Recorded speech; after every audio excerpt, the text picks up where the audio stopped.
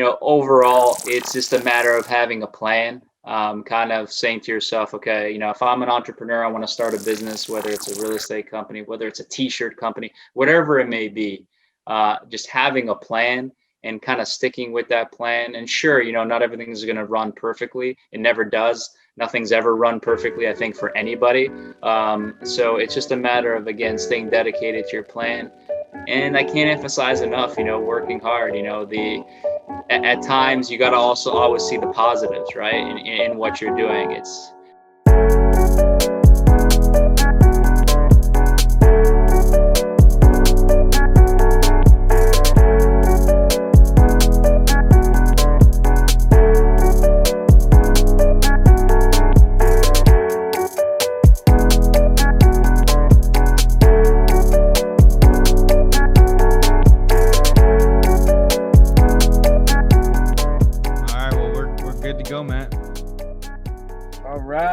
welcome to the Real Estate Podcast, where a lot of times we talk cannabis. Fabian, appreciate you being here, man. It means a lot. I'm sure you're a busy guy. Alex and I actually invested in Gage and pre-IPO, and we're super excited. We got a lot of entrepreneurial listeners and people that kind of been following us for the years. And what we like to do, if it's cool with you, is dive into your background, hear a little bit about yourself, kind of where you came from, and how you got to where you're at today. And along the way, we'll just shoot you some questions. So thanks, man. Really appreciate your time.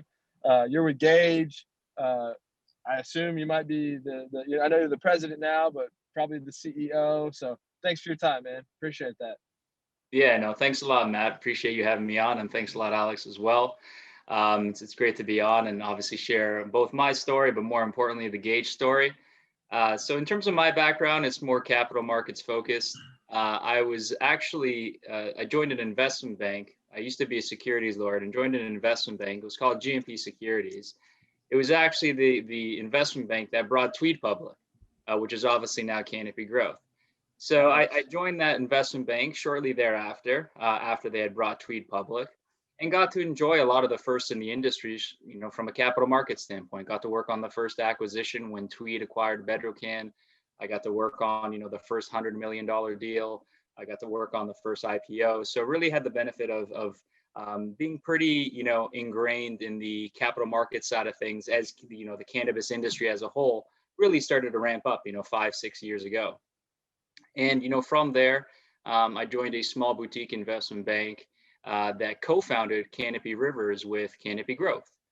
And also, right before I joined with them, we had just completed a financing for Canopy Rivers at my old investment bank, GMP Securities. And, they also told me, hey, we really want to go after the Michigan market. And so, we partnered with two families.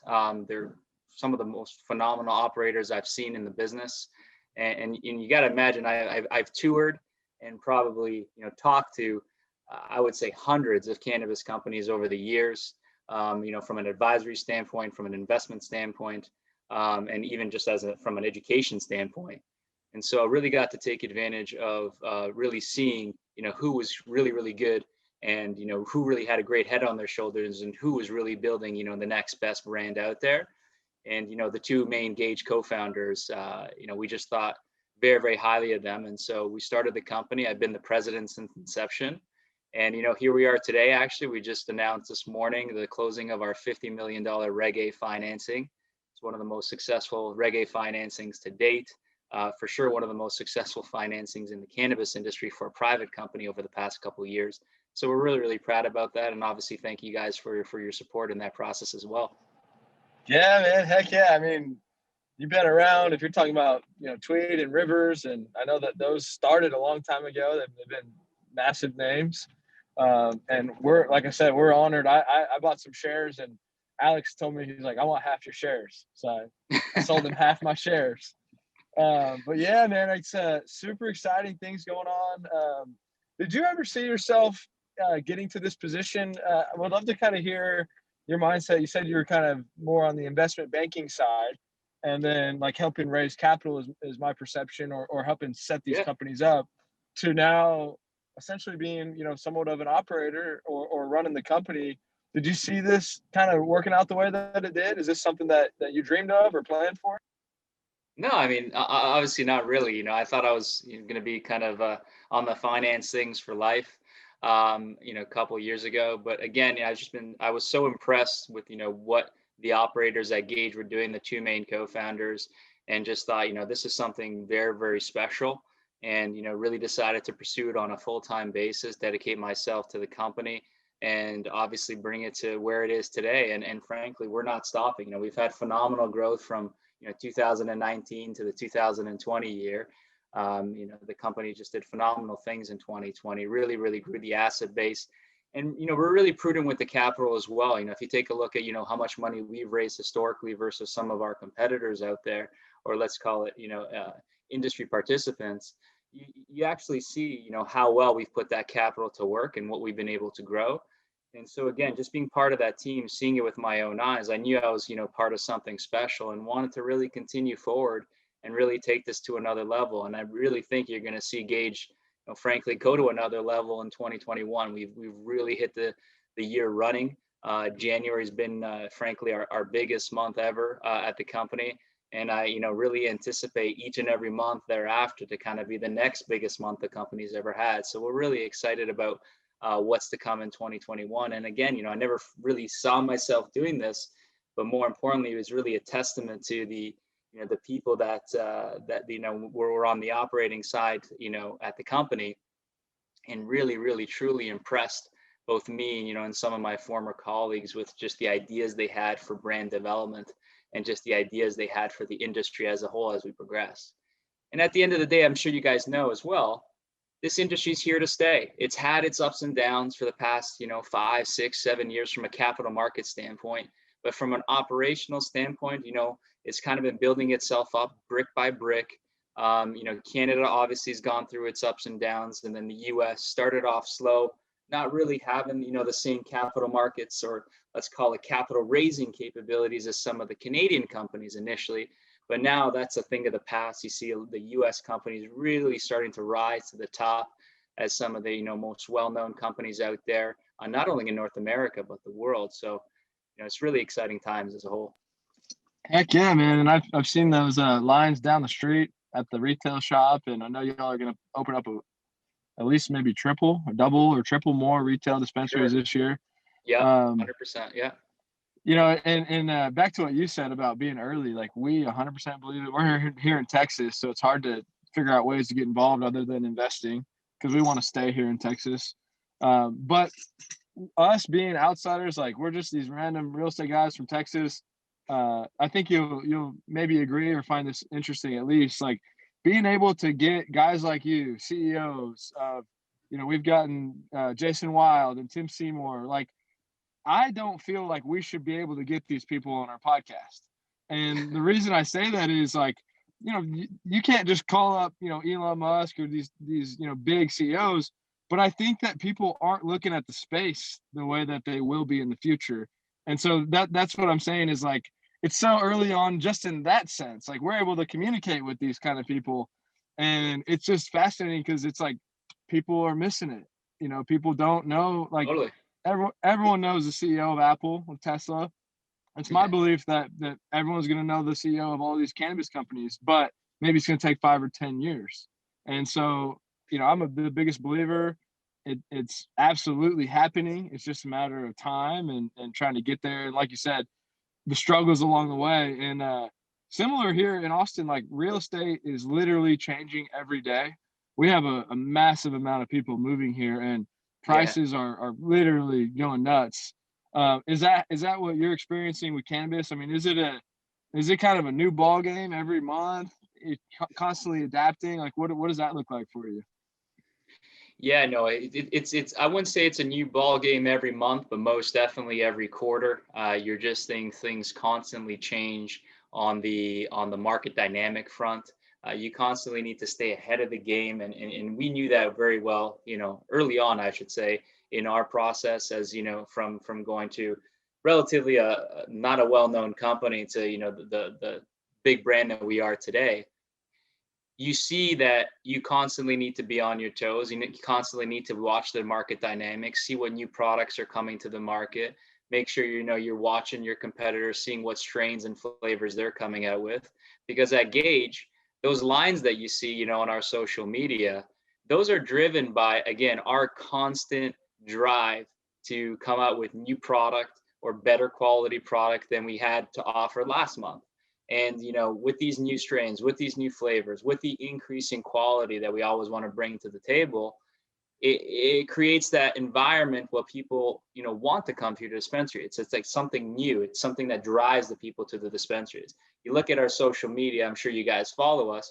You'll see some people, posting us or tagging us in our story, buying, 20, 30 bags of eighths, and, posting it online. It helps drive, obviously, our big basket sizes. We have industry leading basket sizes. In 2020, we had, I think, on average $163 a basket size for the year. And already this year, we're kind of trending in the same direction. So again, as long as you're staying on top of your consumers, understanding what they want, understanding what they're looking for, it's just going to bode really well for any cannabis company, obviously, including like ourselves. And those shelves look amazing, man. You got the Cookies brand, and yep. We're dreaming of it, but we'll ask you some questions about Texas later, but we're far removed from that. So I'm a consumer myself. I gotta ask, everyone always tells me, do you consume cannabis yourself? Yeah, no, of course. I always like to see, what products we're coming out with, and obviously testing those products out myself as well. At the end of the day, I wouldn't say I'm a hardcore consumer, but again, I like to obviously preach how good our brand is and how good our quality is. And for sure, you got to try the product to make sure that you feel comfortable saying that. When it comes to looking for what your consumers, would like to have on the shelves or what they're looking for next, is there anything specific that you think y'all do that separates y'all from maybe other companies? Yeah, it's similar to what I mentioned earlier, right? It's the constant innovation. And so if you look at us as well, we initially rolled out our brand, and we had, orange bags, white bags, and gray bags for all our product. And, as we moved along, we recognized that people appreciated almost like these sub brands when it came to your flavors and strains. So, we had some phenomenal, strains coming out. A couple of them I'll mention, Funfetti Cake, Ether OG, and Banana Bread, Sweet Tart. These things just fly off the shelves when we put them on our shelves throughout the 2020 year. And so we also want to, help continue to fuel that sub brand of Gage in terms of these flavors. And so we came out with our new bag art as well. And these are just, kind of these new funky bags that people just love. I love them personally. We're going to have so many more of those as we come out with more and more strains throughout the year. So really, it's looking at your brand, and despite the fact that you're doing well, trying to think of ways that you can constantly innovate and get better, and provide for the consumer with a better experience when interacting with your brand. Improving your retail or improving your product set is something that we drive forward every single day. We're always scouring the market, trying to find new products out there, always trying to constantly say to ourselves, what else can we come up with? Okay, everyone likes, the 5, bags that we've come out with some of our best strains. Now, how can we make the next, 10, 15 look just as good, if not better? And so I think that's what helps drive consumers to constantly come to Gage, to constantly come to, a Cookies dispensary, as an example, not only in Michigan, but across the country. Cookies has done a phenomenal job. They're a phenomenal brand partner of ours. In my opinion, I think they're the best brand in the space right now. Agree. If you look at what they do, it's again, constant innovation, constant new strains, constant kind of these like sub brands when it comes to their strain flavors as well, which just creates this desire to constantly go to their store and try that new product. And we try to follow in similar footsteps and provide that to the consumer in Michigan. Whereas you look at some others and they just grow the same 5 strains all the time, and they wonder why that product's not necessarily selling as well as some of the Gage stuff down the street. All right. We like to hear that. Well, with the, IPO coming, I believe, I read the press release and it said, hopefully Q1 2021, correct? Yeah. Is this, maybe I misheard earlier, but is this the first time you're taking a company public? Yeah, no, not myself personally. So on the, in my former days as a lawyer and as an investment banker, I worked on a variety of companies from an advisory standpoint, and have helped take a variety of companies public as well. So I've had plenty of experience in that regard, and I think that's one differentiating factor about Gage versus kind of maybe some of the other competitors that are coming out to market, or some of the ones that have come out to market and become publicly traded companies. Is again, our capital markets expertise runs deep. It's not just me. It's some of the earlier investors and co-founders with the broader team that also have this deep capital markets expertise, that have been part of go public experiences many times before over the past 5-10 years. So this is not something that's going to be a first time rodeo for us. This is something where really the team involved has done this so many times before, and we're very confident in kind of perfecting it and trying to have a phenomenal go public experience for not only ourselves but also our investors that have supported us along the way. Yeah, absolutely. Got Bruce Linton involved with Gage, and I don't know if I've ever really understood, like, where does the name Gage come from? How did they come up with the name Gage? Yeah, funny enough, so back in the jazz era, Gage was slang for for cannabis, for weed, and so that's how we got that name. And it's just a name that obviously really resonates with everyone, a kind of one syllable word. And even for when we go public, you're going to see continuity in our brand on the investor facing side of things as well, right? So you're going to see our stock symbol is going to be Gage. Our legal name is Gage Growth Corp. You're going to go to a Gage dispensary, you're going to consume Gage product. So really trying to make sure that we have that vertical integration in terms of the how the investor and the consumer views the company. And I think that's particularly important. And obviously we sell a lot of the Gage apparel as well, and so people hopefully will be wearing lots of Gage apparel when we're public as well. Hey man, that's interesting. I'm just kind of spitballing here, but you consume cannabis with people, you kind of get together, you engage. Is that engage? Maybe you're getting together. Is that where maybe that came from? Yeah, no, that possibly. I mean, I'm not entirely sure how they came up with that back in the day, but yeah, no, that does kind of resonate. So maybe you're right. I'm gonna start calling it. I'm gonna say let's get together and smoke some Gage. That's right. I love it, man. We're super excited. I wish we had a little bit more capital to put in, because seems like exactly like you said. I mean, it's a good brand, good people. It's not. I don't feel like y'all were raising money at a crazy valuation. I mean, no. It seemed very, very reasonable, which seems like something that people would do that have a lot of experience. Yeah, we want to be fair. Yeah, start off with your investors being happy all along the way. Yeah, yeah. When we did try to price our financing, we priced it back in September of 2020, and obviously priced it I would say at a discount at the time to the public market comparables. Since that time, I would say that public market comparables set has frankly doubled, if not tripled. If you look at kind of all the companies that are in and around our size that will do similar numbers that we will do in 2021, I think you'd see that again, most of them have either doubled in their valuation or tripled in their valuation since we launched our financing. And that's the best thing too. For us, we didn't want to be greedy. We didn't actually change the valuation of our financing despite all the positive backdrop that we saw in the space. And so we kind of stayed true to our valuation, ensure that we actually went through that Reg A plus process to make sure that everyone in the US, not just accredited investors, had an opportunity to invest in a private cannabis company before it went public.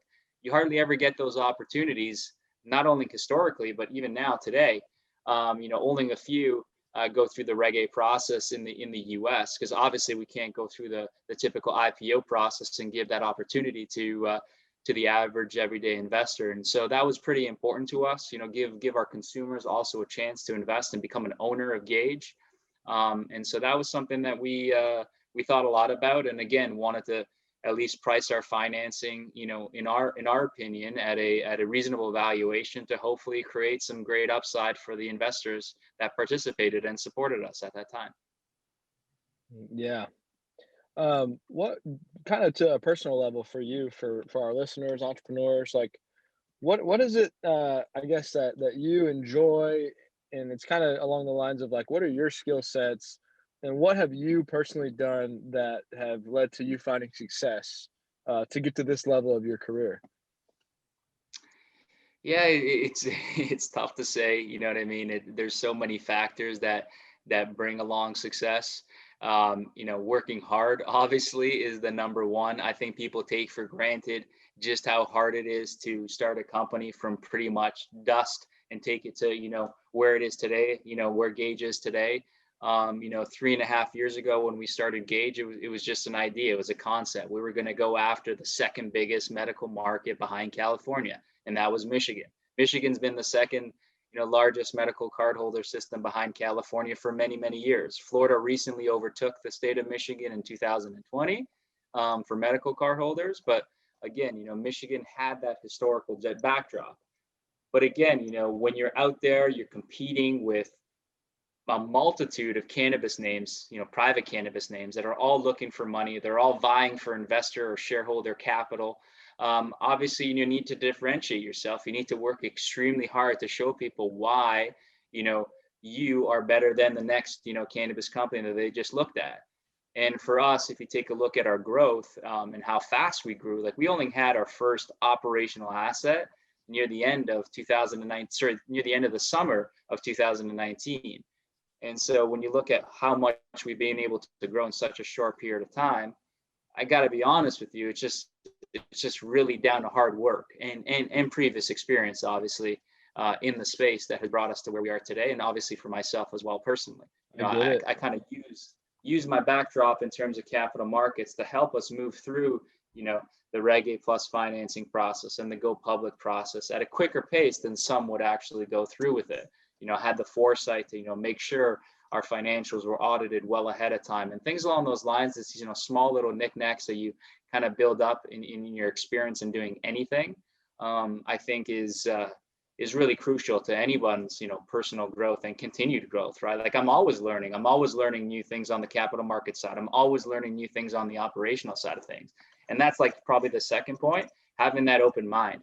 Basically telling yourself, I don't know anything, so let me keep learning. Let me keep wanting to know more about, X, Y, Z versus, no, I don't need to listen to this person because, I already know how to do that.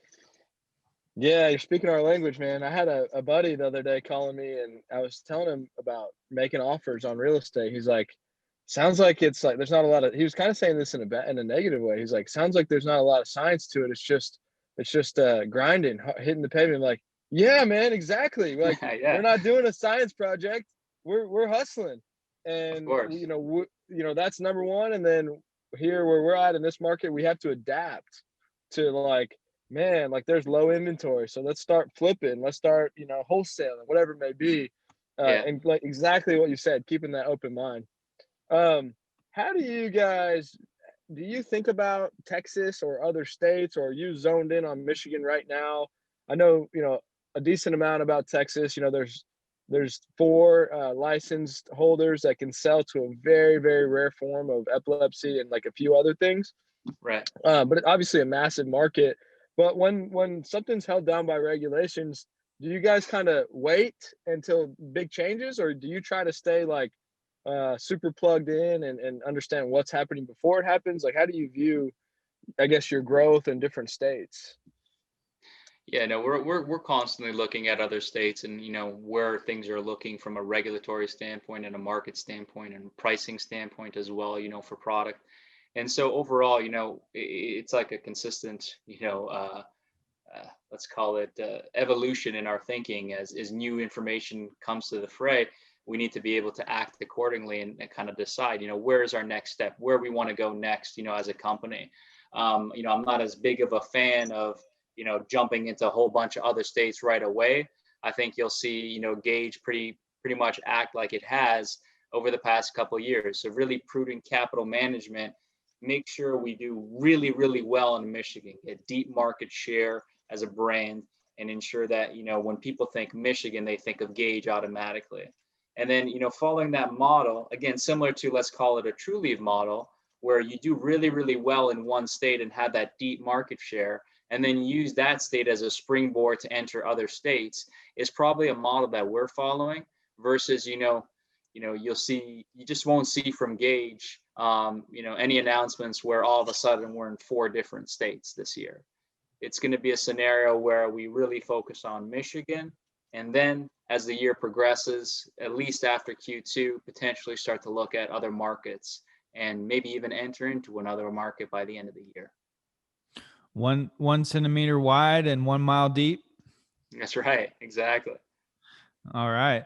Well, that's really great to know. And, I think that True Leave obviously has proved out that model in Florida, and we're really excited to see what Gage is going to, do in Michigan. Is there anything that y'all are looking for in Michigan on we've talked on branding, consumers, getting them, products that they enjoy and building on that. Is there anything else that you feel Gage is trying to focus on to differentiate themselves from everybody else? Yeah, I would say you're going to see a very quick ramp up in our retail strategy moving forward in 2021. We want to get into as many cities as we can as we move forward. We've really, figured out the cultivation aspect of our company. Our 3rd cultivation asset came online in terms of actually harvesting product in December. And so from that point, we knew, okay, we had a great ramp up. We essentially almost tripled our production from November to December. And then now, we have a variety of contract growers that we've entered into agreements with that are going to be producing product for us in the coming months as well. We're probably going to get our first batch actually next week from the first contract grower. And that kind of escalates on a monthly basis as to how many, pounds of product we're getting from these contract growers. We entered into 5 agreements with them that span 6 facilities. So in total, by the end of Q2, you're going to see 9 different facilities growing Gage and Cookies branded product. And so with this kind of supply finally coming online for us, because that was our biggest issue too in 2020, was keeping product on the shelf. Mm-hmm. We always had, not enough product. We constantly had to buy more wholesale product or third-party product to kind of keep our dispensary stocked, because everything we produced was sold out within a week's time. Now that we're getting more and more supply, you're going to see our dispensary stocked up a little bit better and more consistently. Not to say, we weren't doing great numbers in 2020 at our dispensaries. You're going to see even better in 2021. And then more importantly, we want to get to more cities. We opened up our 6th location in Grand Rapids this month. We'll open up our 7th location hopefully next month in Kalamazoo. That'll be the first adult use cookie store. And really, we'd love to be on a 1 to 2 dispensary opening pace on a monthly basis for the rest of 2021. And I think, that's going to be our aggressive strategy. And we really want to get to more consumers faster. In a state of, let's call it 10, 11 million people, where over 70% of the people can consume, they're of age to consume 21 plus, having 6 dispensaries is just not enough. And so we want to get to, 20, 25, 30, maybe even more, by at least this time next year. And so that's our focus. Awesome. And congrats on the new locations. Thank you. Since we are on the Real Estate podcast, I'm curious to know, with these new locations, how big of a factor does research into the real estate and real estate research into the locations come into play when y'all are, finding your next retail spot? Oh no, it's very, very important, right? So when you're taking a look at the location, in each respective city that you're evaluating, there's so many factors that go in. A funny thing, like some cities, especially like, California and Massachusetts, you have the cities that really control the licensing in Michigan. The state does a phenomenal job in the program that they've rolled out. But then again, the cities do control, how many licenses are allowed in their city. So in some cities, there's only a couple dispensary licenses, and in some, there's unlimited dispensary licenses. And, with those cities that also have limited licenses, you can only do certain things, or you can only be in certain locations. So you have these real estate properties that frankly would be, not worth as much, but they're kind of perfectly situated to be in a, let's call it a green zone, to actually have one of those licenses. And so when you're looking at a new city to enter into, these are things you need to take into consideration. How much of a premium are you paying on that real estate, and really do your analysis to make sure that, you're acquiring the right property. And, the good thing about our portfolio too, is we own a lot of our real estate. We haven't really, done many sale leaseback transactions. We haven't taken on any crazy debt as well, that, could saddle the company with, consistent interest payments that, may become burdensome in the future. We've really stayed prudent in that regard, and continue to, as we acquire more and more locations, continue to build up the real estate portfolio and our collateral package, and, really hope to potentially tap into, the debt markets when the timing is right. I still think the cost of capital is just way too high right now. But again, back to answering your question, it's a pretty important factor to really hone in on your real estate team, to make sure that, the acquisition that you're completing, yeah, sure, you can put a dispensary on any piece of land, but you got to make sure it's the right piece of land. Right. Absolutely. Go ahead, Matt. Well, I was just going to say that's, most of the people we talk to don't own the real estate, and Alex and I love owning real estate. So that's, I respect it and I like it, and I agree with it. I understand that some companies don't want to allocate money towards the real estate, but, I'd rather be getting that asset appreciation and not have a landlord tell me, what kind of terms that we got to sign. So I just thought that was interesting.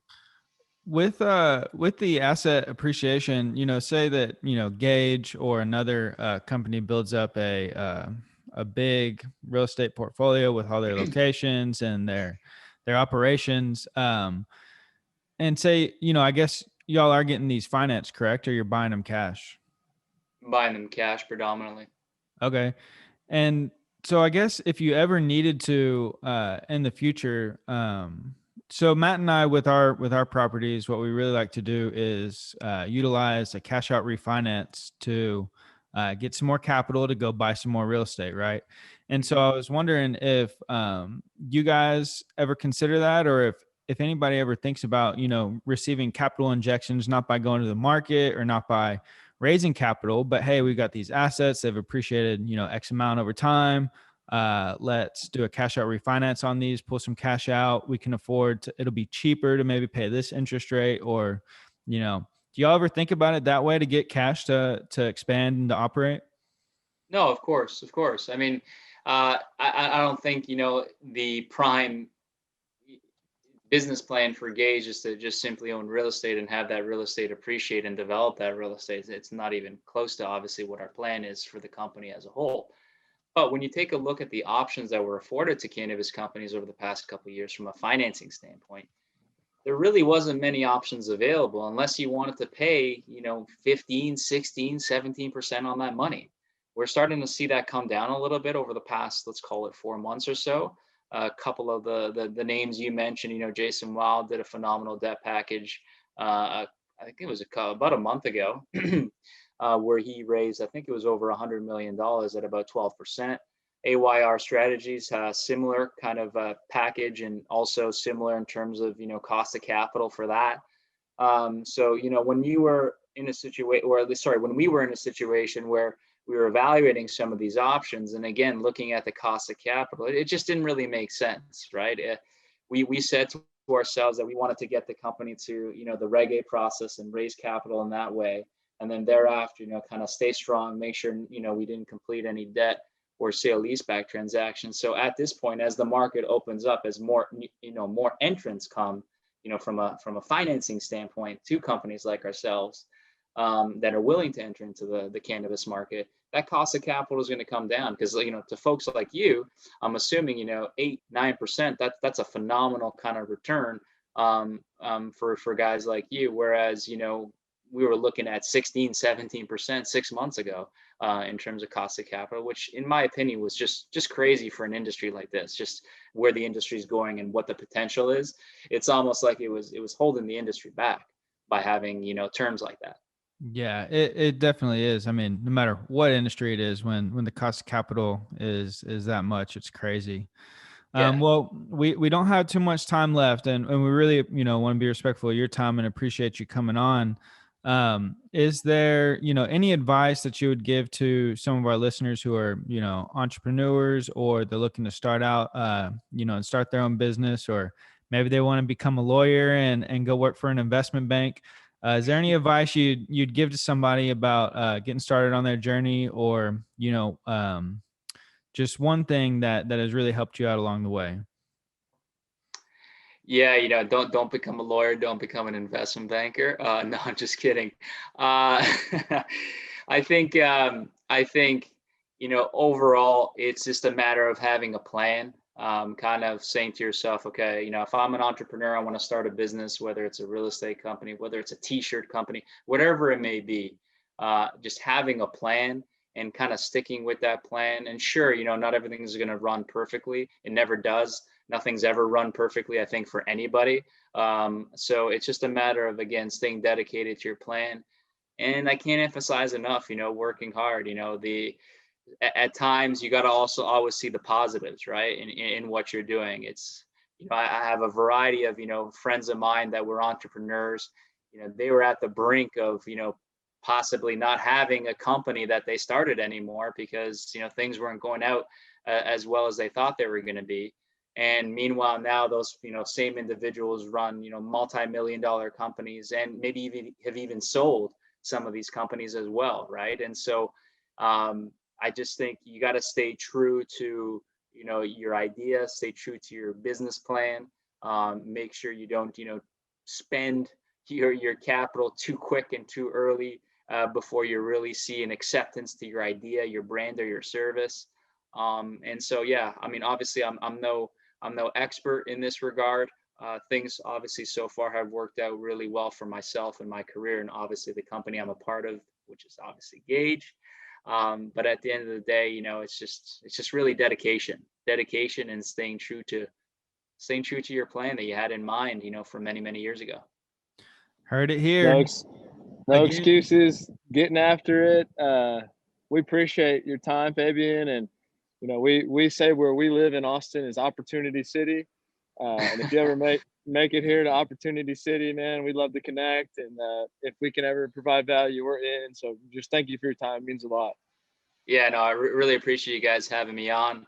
Obviously, more than happy to come on another time in the future. I've been to Austin a couple times, but I'll make sure the next time I come, I hit you guys up, and we'll obviously have a celebratory drink. All right, man. Maybe we'll engage. We love it. Thank you so much. Exactly. Take care, Matt. See you later, Alex. Thanks so much.